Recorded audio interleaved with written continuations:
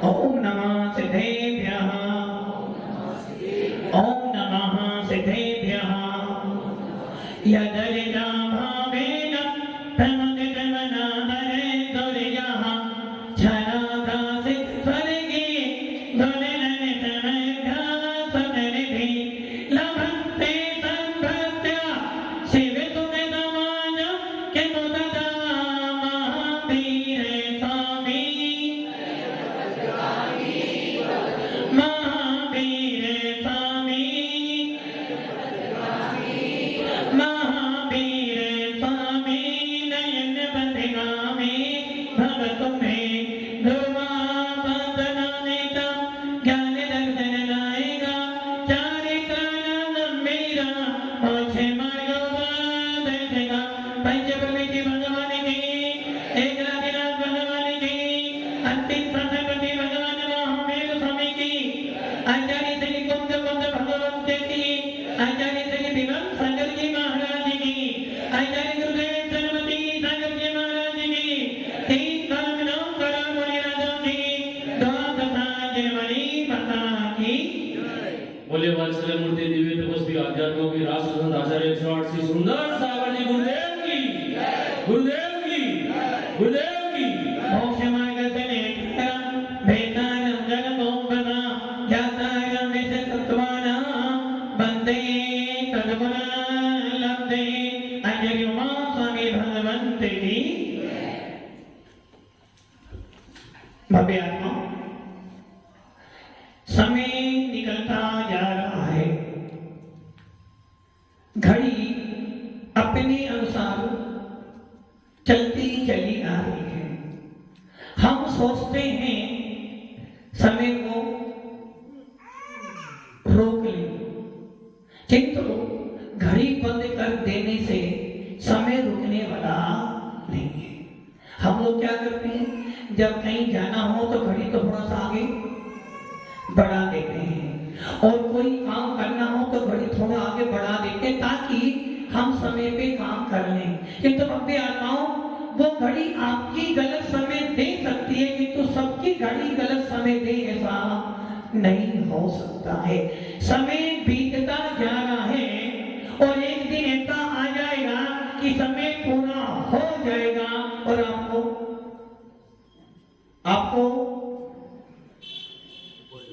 कहाँ आपको जाना पड़ेगा कहाँ जाना पड़ेगा राजूली मेरे ऊपर कहाँ जाना पड़ेगा ये तुम्हारे कर्म बतलाएंगे आपने कह दिया कि हमें ऊपर जाना पड़ेगा किंतु जैसा कर्म करेगा वैसा फल देगा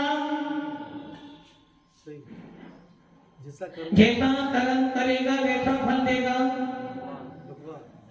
भगवान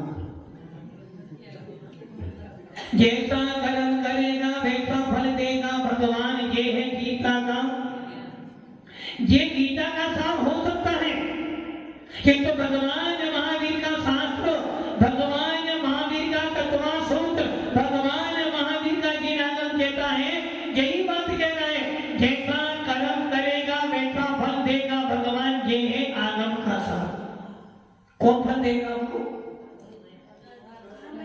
कौन फल देगा भगवान भगवान फल देंगे ना बिना भगवान के तो पता भी बिना भगवान के तो पत्ता भी हिलने वाला जो जो संसार में अच्छा बुरा हो रहा है उसको कौन कर रहा है भगवान वो अनेक भजन भगवान तुम्हें मैं खत लिखता पर पता मुझे मालूम नहीं सुख भी लिखता दुख भी लिखता पर पता मुझे मां जब जब आपके ऊपर कष्ट आता है संकट आता है आप किसको याद करते आप कौन से भगवान को धनपाल जी कौन से भगवान को धनपाल जी कौन से भगवान को अपने अपने भगवानों को कितनी सुंदर बात है अपने अपने भगवानों को कौन याद कर विवेक जी आपके भगवान कौन से आदिनाथ भगवान अरे आदिनाथ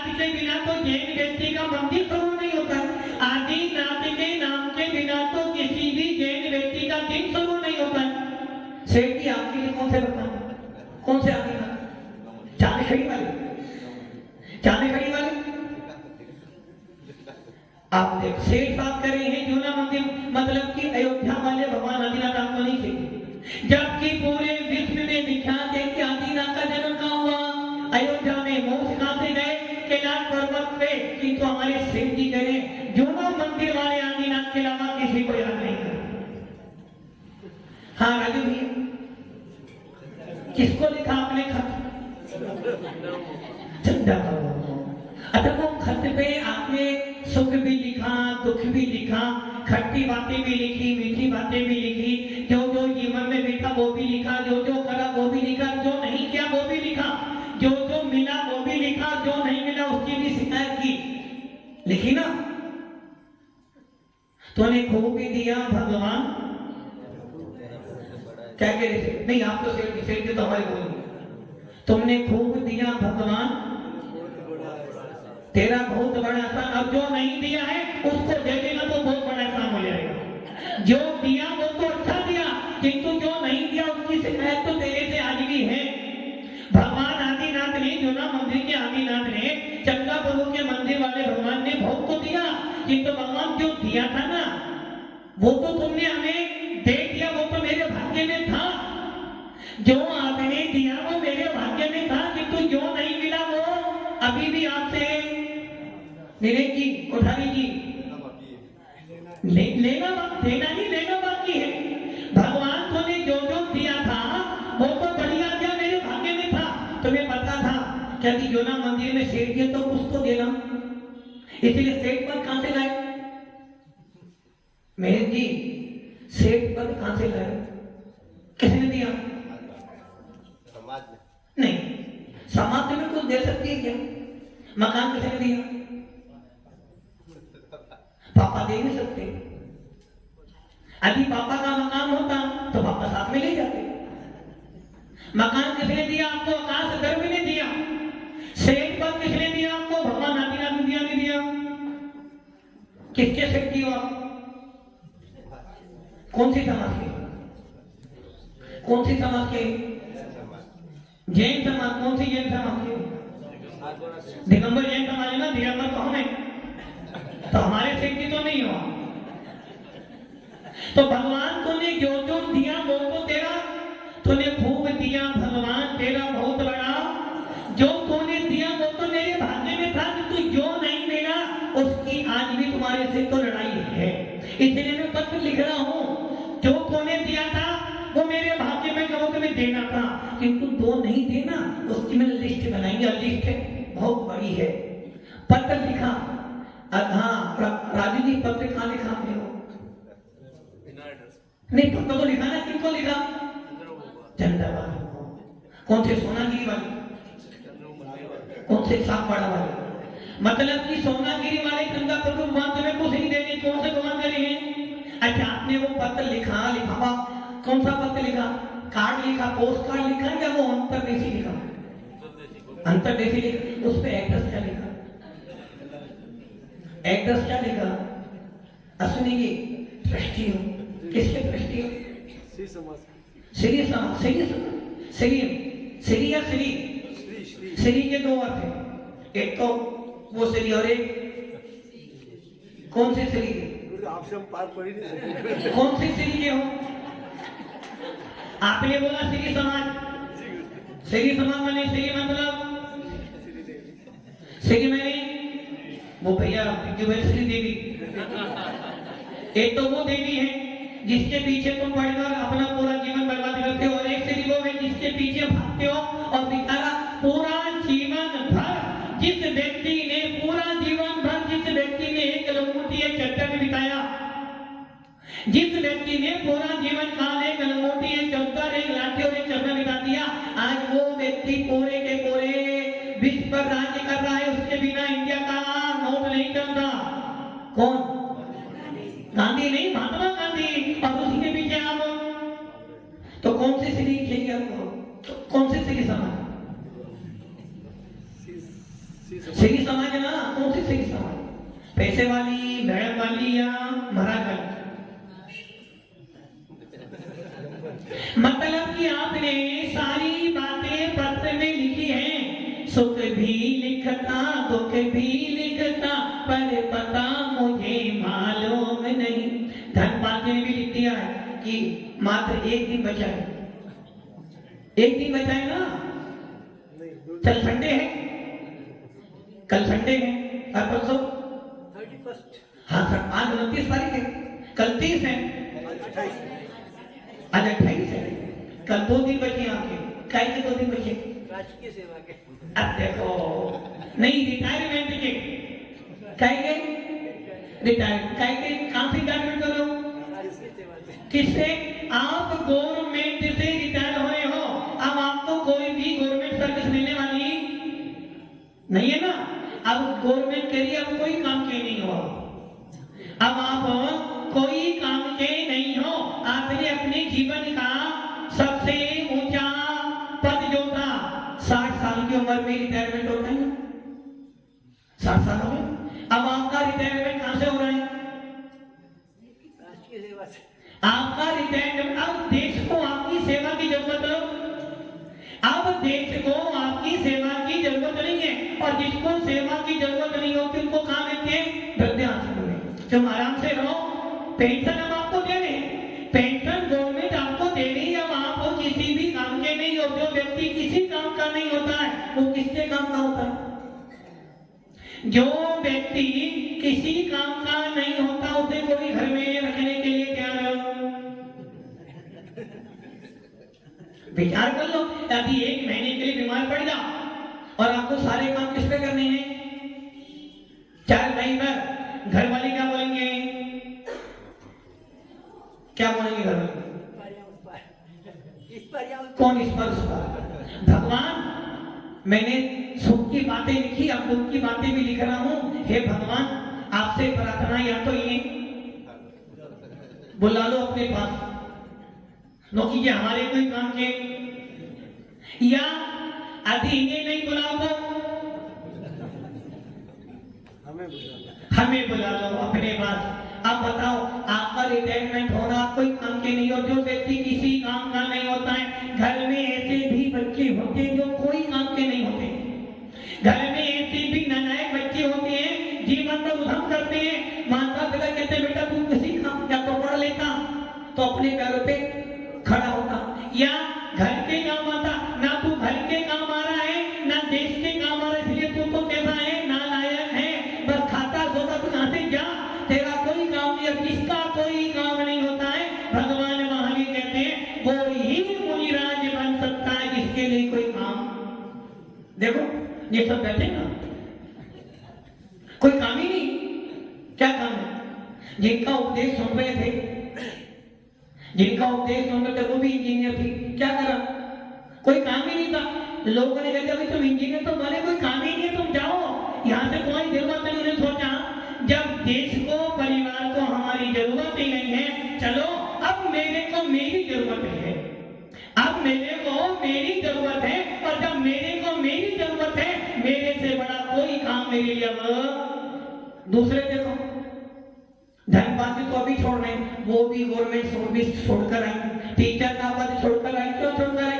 बहुत पढ़ा लिया, पढ़ाते पढ़ाते हम अनपढ़ हो गए, अब हमें स्टूडेंट बनना है, अब हमें शिक्षा ग्रहण करनी है। तो दूसरे नंबर पर कौन आ गई? सुख काव्य होती।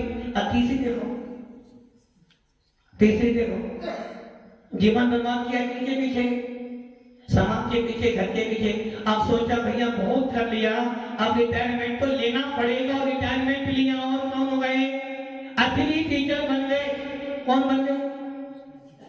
समझिए, संस्कृत। अब चौथे नंबर पर कोई काम नहीं था, जब काम था पूरा काम करो, जब काम निकल गया तो रिटायरमेंट घर से मिल गया और माता जी बन गई। तो धनपाल की रिटायरमेंट कहां से हो रहा है आपका?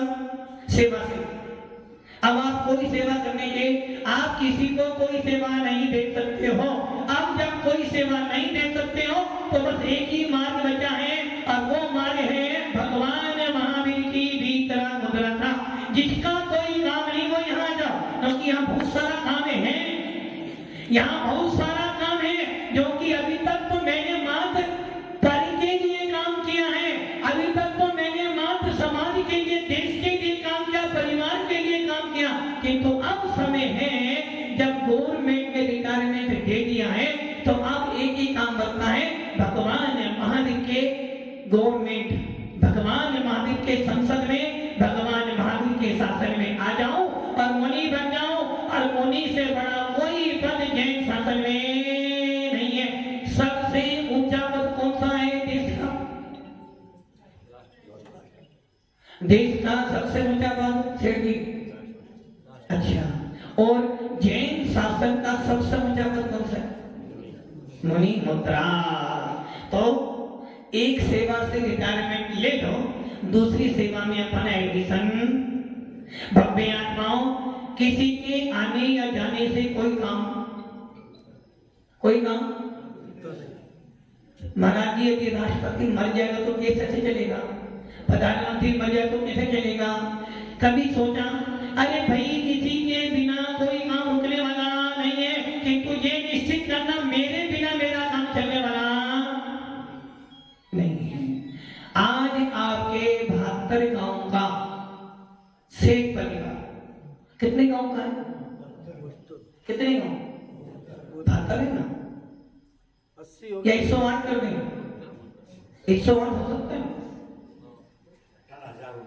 108 साहब, जिस समय हम कोरोना में दीक्षा हुई थी नोनी सोगम सागर की, उस समय देने की आई थी, उन्होंने 72 गांव बोले थे। और हमारे अशोक लोहारिया वाले जी नसनाबाद जो महासभा के, उन्होंने बोल दिया कि आप समाज तोड़ रहे हो, आपको सिर्फ 72 गांव की चिंता है, हमारे गांव की चिंता नहीं। 72 नहीं बोले, 108 गांव बोलो। कितने गांव? 36 गांव नरसिंहपुर समाज के लिए, तो 36 और 72 108 गांव की चिंता करो। जो 108 गांव की चिंता करेगा, जो 108 की 108 क्या होता है? 108 क्या होता है? सोचो, 108 किसको देती गवर्नमेंट? और यदि 108 आपके तो घर दिन में घंटी और 108 जब पूजा करते हो तो मन में 108 की घंटी बजती तो खतरा लगता है। जब 108 की जय बोलते हो तो मन में भाव आते हैं कि ये सबसे ऊंचा पद है, इसके आगे 108 लगता है। इस भगवान महावीर के शासन का पंचम पद का सबसे बड़ा पद है निर्गत पद। और जब ये 108 1008 में परिवर्तित होता है तो ये हमारे लिए अनंत मुद्रा का पाप बन जाता है, और अनंत मुद्रा वाला मोक्ष को प्राप्त। भव्य आत्मा 108 कितने गांव है? अक्षर 72 नहीं बोलना। कितने गांव? 108। 108 गांव आपको मिले हैं, मिले ना? अच्छा ये बताओ, आपको 108 बनना? सेठ जी, आपको 108 गांव मिले हैं, 108 बनना है ना? क्या करें? 108 मिला आपको, तो आपसे आपके नाम क्या थे? 108। भव्य आत्माओं, किसी के रहने से या जाने से कोई काम रुकता नहीं। भगवान महावीर मोक्ष में गए, आज भी जिन शासन चल रहा है। आदिनाथ मोक्ष में गए तो जिन शासन चल रहा है। अनेकों अनेक अचानक चले जाएंगे, फिर भी जिन शासन तो, किंतु आदिनाथ को आज भी तूने खूब दिया भगवान। लेकिन जी जुना मुद्दे वाले आदिनाथ और चंदापुर वाले,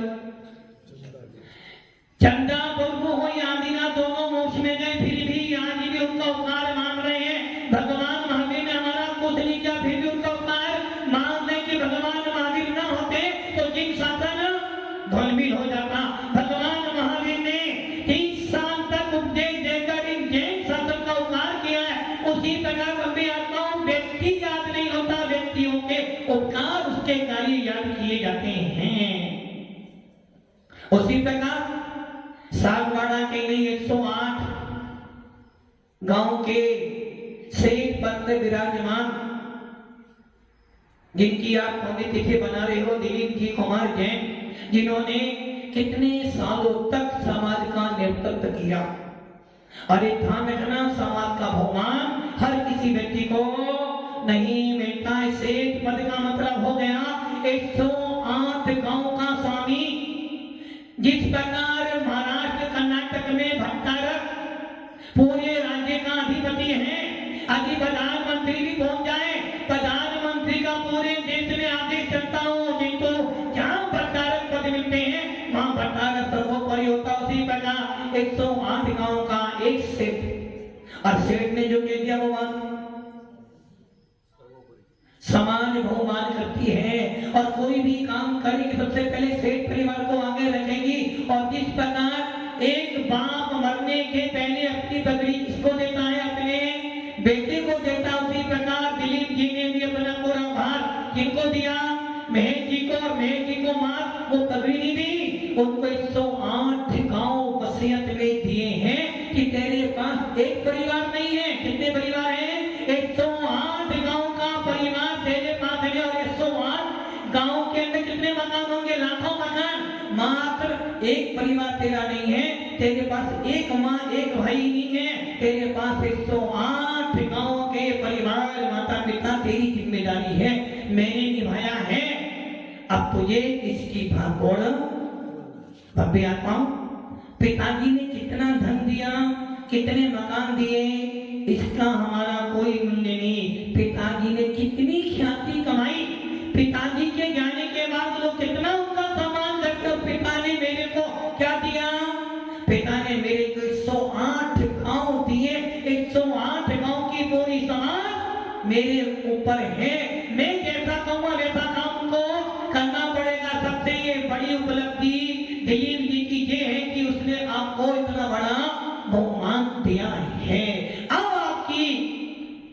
अब आपका काम है कि पापा के उस काम को आगे बढ़ाते हुए और मैं इस परंपरा को आगे चलाते चलाते अपने परिवार का नाम रोशन, पापा के प्रति सबसे ज्यादा श्रद्धांजलि यही होगी, पापा के कदम पर चलूं, पापा जैसा व्यवहार निभाऊं, सबको साथ में लेते हुए सबका विकास हो। भव्य आत्माओं, आज शरद पूर्णिमा, वैसे तो जैन शासन में इसका कोई मूल्य नहीं, किंतु देखा जाए तो शरद पूर्णिमा के दिन सरस्वती की आराधना की जाती है। शरद पूर्णिमा के दिन कहा जाता है कि आज के दिन चंद्रमा पूरी कलाओं से सहित होता है और आज के दिन चंद्रमा से अमृत झड़ता है। लोग कहते हैं कि आज की चांदनी में जो लोग बैठते हैं, जाप करते हैं या कुछ वस्तु रखते हैं, उसमें चंद्रमा का कुछ अंश आ जाता है। और ये बात सत्य भी है कि ग्रहों का प्रभाव पड़ता है, किंतु आज चंद्र ग्रहण भी, ये ध्यान रखना, शरद पूर्णिमा है, जाप किसकी करनी है, जिनवाणी माता की। आज शरद पूर्णिमा है, अपने ज्ञान की आराधना करने का उपक्रम करना है। ज्ञानिकाओं, जो ज्ञानी है उनकी उपासना कर लो, और जो ज्ञान देने वाले ऐसे उपकरणों की आराधना कर लो। आज का दिन जैन शासन के लिए बहुत बहुत बहुत महत्वपूर्ण है, क्योंकि कोई भी दिन हो, कोई ना कोई जीव तो पैदा, कोई भी दिन हो, कोई ना कोई जीव मरना भी, किसी के लिए अच्छा दिन है, किसी के लिए खराब, किंतु भगवान महावीर कहते हैं भैया आने वाला भी जाएगा, जाने वाला भी आएगा। इसलिए आज के दिन जैन शासन में भगवान महावीर की परंपरा में आज दो ऐसे महान आत्माओं ने भी जन्म लिया, जिसमें से एक नाम जिनको आप विद्याधर के नाम से जानते थे, विद्याधर के नाम से जानते थे, जिनको आज पूरा देश आचार्य विद्यासागर नाम से जानता है, जिनका जन्म 1946 में हुआ। कहां पर हुआ? कर्नाटक, बेलगांव जिला, सततला। और भव्य आत्माओं, जन्म लिया, और एक ध्यान रखना, कर्नाटक प्रांत में आज परंपरा चलती है, कर्नाटक परंपरा में प्राचीन आचार्यों की परंपरा चलती है, और आचार्य विद्यासागर का पूर्व विद्याधर, जिनके पूरे परिवार में स्वयं महाराज बने, उनके दोनों भैया युग सागर, समय सागर जी महाराज बने, और उनका एक भाई बचा था, उनको उन्होंने अभी अभी मुनि बनाया है। चारों भाई माता पिता जिन्होंने जन्म दिया वो माता पिता कहाँ गए? आचार्य धर्म सागर जी महाराज के पास जाकर, आचार्य धर्म सागर कौन महाराज बताएगा आपको? आपके यहाँ आ चुके हैं, बागड़ में रह चुके हैं बहुत। आचार्य धर्म सागर आठ परंपरा के पोषक, आचार्य शांति सागर दक्षिण वालों की परंपरा के एक महान आचार्य धर्म सागर महाराज, बहुत सीधे साधे महाराज धर्म सागर महाराज, और इस बागड़ में तो बहुत रहे हैं। ऐसे आचार्य धर्म सागर जी महाराज के पास में उनके माता पिता, जिनके माता पिता विद्याधर के माता पिता अर्थात आचार्य विद्यासागर महाराज के माता पिताओं ने आचार्य धर्म सागर से मुनि दीक्षा ली, और माता यारिका बनी मल्ली सागर और समयवती माता जी बनी। और देखो आप आचार्य विद्यासागर महाराज, जिनको विद्याधर नाम दिया था माता पिता ने, ऐसे आचार्य विद्यासागर महाराज जब उनको लगा कि अब संयम धारण करना चाहिए, कहां पहुंचे? आर्ष परंपरा के पोषक, जिन्होंने अपने आगम में जैन शासन की प्रभावना मात्र जैन शासन में नहीं पूरे हिंदुस्तान में की, जिनकी पकड़ सरकार के हाथ में थी, अर्थात जिनकी पकड़ सरकार ने दी थी। ऐसे आचार्य देवभूषण महाराज, जिन्होंने राजनीति को भी अपने हाथ में पकड़ा, ऐसे आचार्य देशभूषण जी महाराज जी से 7 प्रतिमा ली, उनके संग में रहे और उनके संग में रहते आज परंपरा का पालन किया और अध्ययन किया। आज आचार्य विद्यासागर जी ने जन्म लिया 1946 में जन्म लिया, आजादी से पहले, और आज 1923 आ गया। कितने साल हो गए? कितने साल? 77। इतने साल ये जन्म में, और दीक्षा कब ली? 1968।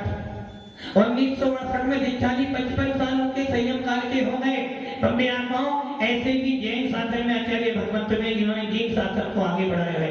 दूसरी तरफ देखते हैं तो लोग कहते हैं स्त्री पर्याय निंदे हैं, स्त्री पर्याय सबसे गलत है, और ये निश्चित है स्त्री पर्याय है तो निंद।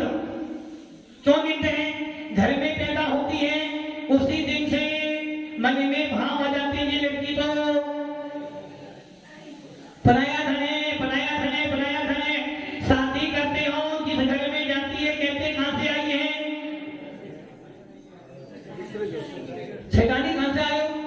बाहर से।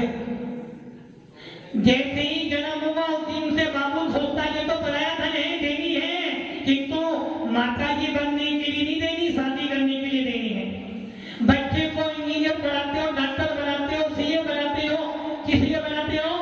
बच्ची को पढ़ा लिखा तो फिर उसको घर में, अरे जब इतनी अच्छी शिक्षा दी है तो ये भावना भाव कि यदि स्त्री पर्याय निंद पर्याय है, जन्म होता है तो कोई थाली नहीं बजाता है, और जब शादी होती है तो कहते हैं बेटा बस इतना ही हमारा सहयोग था, तू क्या अपना भाग्य कमा। और बेटा कितना भी नालायक हो फिर भी बेटा तो पैदा हुई, जब भी पराया धन था, घर में गई, शादी करी, जब भी पराया धन कहां से आई? बाहर से आई, भारी रहे। किंतु बब्बे आत्माओं, भगवान महावीर के शासन काल में स्त्रियों का सबसे ऊंचा पद, यदि कोई स्त्री देश की राष्ट्रपति बनकर ऊंचा पद प्राप्त कर सकती है तो भगवान महावीर के शासन में, भगवान महावीर के शासन काल में भी एक स्त्री सबसे ऊंचा पद प्राप्त कर सकते। वो पद का है आरिका का पद, राष्ट्रपति पद भी बहुत छोटा है, देव पद भी बहुत छोटा है, यहाँ तक कि सर्वश्रेष्ठी का पद भी बहुत छोटा है। सबसे बड़ा पद स्त्रियों के लिए कौन सा है? आरिका का पद, 105 का पद। भव्य आत्माओं, ऐसे ही जैन शासन में अनेकों अनेक आरिकाएं हुई हैं। चंदना जैसी आरिका भी हुई है, अंजना जैसी आरिका भी हुई है, और सीता जैसी आरिका भी हुई है। उसी परंपरा में एक आरिका ऐसी भी हुई है जिसने आज के दिन जन्म लिया 1934 में। कहां पर लिया? कहां लिया? शाश्वत भूमि कौन सी आपकी? अयोध्या। अयोध्या के पास 12बंकी जिला, और 12बंकी जिले के पास में टिकेत नगर है, जहां पर एक ऐसी स्त्री ने जन्म लिया, कन्या ने जन्म लिया, जिसने अपने पूरे ज्ञान ध्यान से पूरे जैन शासन की प्रभावना की। नाम सबको पता लग गया ना? आरिका ज्ञानमती माता जी 1934 में जन्म लिया और आज 1923 आ गया। कितने साल हो गए? 89 साल बोलोगे, 90वां साल शुरू हो गया और 90 साल का जीवन, कितना साल? 90 साल का जीवन। आपने अपने जीवन काल में क्या किया? धन्यवाद। महात्मा गांधी कमाया। कोई आपसे पूछ नहीं क्या करा? अरे भाई मंदिर गए, महाराज को हाथ दिया, अपना कमाया। ठीक, तो आप सोचो एक कालिकाई स्त्री, जिस स्त्री को नित्य कहा जाता है, उस स्त्री को हमारे जैन शासन में सबसे ऊंचा पद दिया जाता है। आज पूरे देश विशेष में भी स्त्रियों का शोषण किया जाता है, जिसमें हमारे जैन शासन में स्त्रियों का उत्थान भी किया जाता है। और आज वो स्त्री पर्याय जो नित्य पर्याय है, अति महाव्रत धारण करती है, तो भगवान महावीर के शासन में उसको भी मोक्ष जाने का अधिकार मिल जाता है। ऐसी वो बालिका जो पंचम गुण स्नान को प्राप्त करती है, ऐसी वो ज्ञानमती माता जी ने आज अपने 90वां साल शुरू कर लिया। 90 साल के जीवन में से कितने साल सही थे उनके? 90 साल का जीवन है उनका। और कितने साल जीवन? 67 साल का उनका दीक्षा काल है। अब आप सोच लो 90 साल में क्या किया माता जी ने? 67 साल निकाल दिए अपने महाव्रतों का पालन करते करते। और इन 67 सालों में क्या किया? अनेक जीवों को मोक्ष मार्ग पे लगाया, अनेक जीवों को समय दर्शन की प्राप्ति कराई, अनेक जीवों को इस मोक्ष मार्ग पे लगाया। उतना ही नहीं, जैन शासन के लिए अलग अलग बड़े बड़े विशाल मंदिर भी बनाए और 108 फुट की भगवान आदिनाथ जैसी प्रतिमा भी, जन्म भूमियों का जितने भी तीर्थंकर जन्म भूमियों का उद्धार किया। और इसके अलावा साधु का सबसे बड़ा गुण होता है ज्ञान दान। कितने सारे शास्त्रों को लिपिबद्ध किया। ऐसी आरिका ज्ञानमती जी ने आज अपने 89 साल पूरे करो। 89 साल में 67 साल संयम का बिताया है। और 18 साल की उम्र में, कितनी उम्र में? 18 साल की उम्र में आचार्य देवभूषण जी महाराज से 7 प्रतिमा, घर का त्याग और एक टाइम भोजन का नियम ले लिया।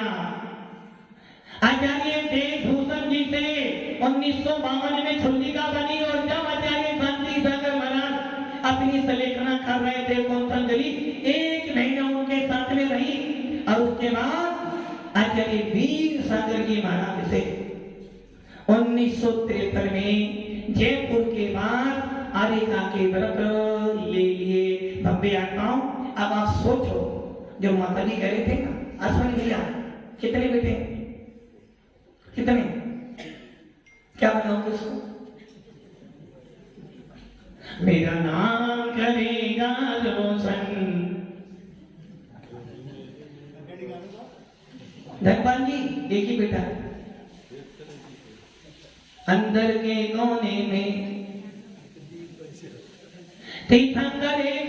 अरे भैया, लाखों की भीड़ से कुछ नहीं होता है। और जिसके घर में एक हो, किसी की 100 साल का जीवन भी कुछ नहीं करता, 2 दिन का जीवन भी याद रहता है। अब आप सोच लो, उस ज्ञानमती माता जी ने मात्र एक लड़की ने पूरे खानदान का नाम रोशन, जिनकी प्रेरणा से उनकी बहन भी माता जी बन गई, उनका भाई भी संयम के मार्ग पर आ गया।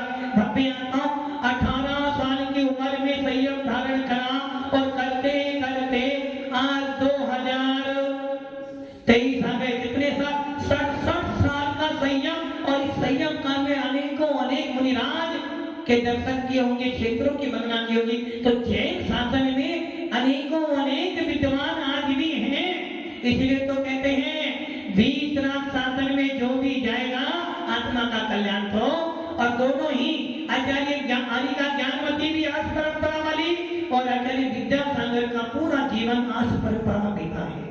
और भव्य आत्माओं, दिगंबर साधु कभी भी आर्ष परंपरा का निषेध नहीं करेगा। आर्ष परंपरा किनकी है? हमारे तीर्थंकरों की, हमारे आचार्यों की, हमारे भगवंतों की। वही परंपरा हमारे लिए पूजनीय बननी है। इसलिए हमारे मोक्ष मार्ग के मार्ग में इस वीतराग शासन में अपना कुछ नहीं, जो कुछ भी है जिनेंद्र देव का है।